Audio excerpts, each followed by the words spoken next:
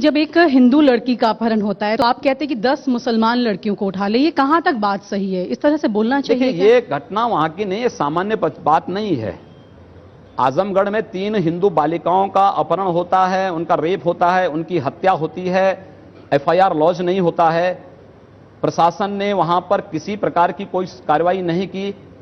वहां पर प्रशासन उन्हीं तत्वों को प्रोटेक्ट करने लग गया। हम लोगों को वहां मुझे जाकर के वहां आंदोलन करना पड़ा, मुझे रोका गया।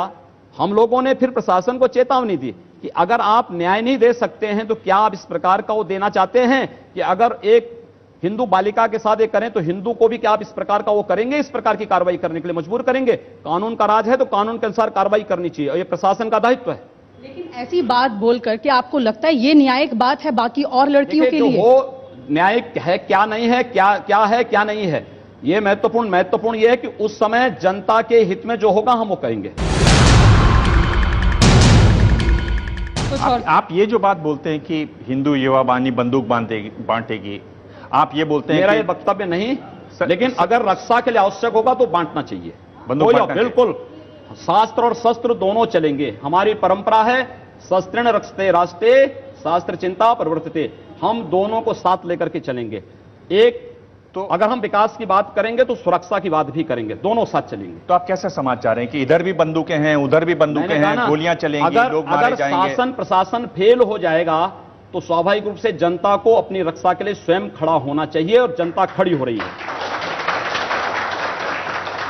ये बात आपके संविधान में किस धारा में लिखी हुई है, कहां लिखी? ये संविधान में कहां लिखी गई है कि आप बहुसंख्यक समाज को प्रताड़ित करो, उनका कत्लेआम करो और प्रशासन नपुंसकों की तरह चुपचाप बैठा रहे?